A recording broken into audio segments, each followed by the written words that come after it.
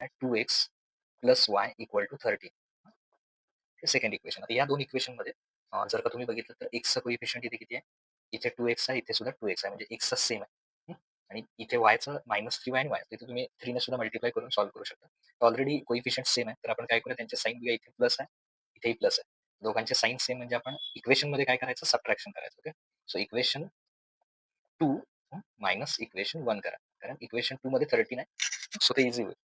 Equation 2 घेऊया आपण. 2x plus y, 2x plus y is equal to 13. आणि equation 1 कोण आहे? 2x minus 3y is equal to 9. हे दोन्ही एकमेकांमधून सबट्रॅक्ट करायचे. ऑलरेडी इथे प्लस आहे, इथे मायनस आहे, इथे प्लस आहे. साइन चेंज होऊन काय होणार? प्लसचं मायनस, या मायनसचा प्लस, आणि 9चा प्लसचं काय होणार? मायनस. ओके, आता हे बघितल्यानंतर प्लस 2x आणि हा मायनस 2x एकमेकाला कॅन्सल होईल. परत y प्लस 3y, काही नाही म्हणजे कोइफिशियंट किती घ्यायचं? 1 घ्यायचं. 1 प्लस 3 म्हणजे किती येणार? 4y इज इक्वल टू, आणि 13 मायनस 9, कारण हे मायनस झाले साइन. 13 मायनस 9 किती येणार? 4. Okay, 4y means 4 multiply y, तर मल्टिप्लायचं काय होणार? Divide. So y is equal to 4 divided by 4. So y is equal to 4 1 चा 4. ओके, सो y ची व्हॅल्यू किती आली? 1 आली. मग ती कुठल्या तरी एका इक्वेशन मध्ये पुट करूया. Put y is equal to 1 in equation. Okay, so आपण सेकंड इक्वेशन मध्ये पुट करूया. In equation 2. इक्वेशन 2 काय आहे? 2x plus y is equal to 13 असं इक्वेशन आहे. तर त्याच्यात y ची व्हॅल्यू ठेवूया आपण 1. 2x प्लस y ची व्हॅल्यू किती ठेवणार? 1 इज इक्वल टू 13.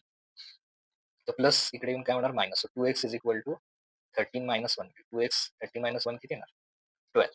ओके, तर मल्टिप्लाय 2 चं काय होईल? इकडे येऊन divide. So x is equal to 12 divided by 2. कारण 2x म्हणजे 2 मल्टिप्लाय x आहे, तो इकडे येऊन काय झाला?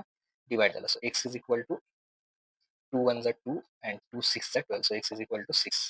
So कसं लिहिणार त्याचा answer? Therefore the solution is x is equal to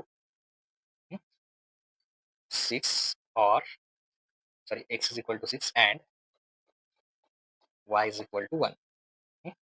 और दुसऱ्या मेथडने काय करता येईल? असं लिहा ओपन ब्रॅकेटमध्ये X Y is equal to 6 and 1. कुठल्याही एका मेथडने सोल्युशन लिहा, पण फायनल सोल्युशन लिहायला विसरू नका.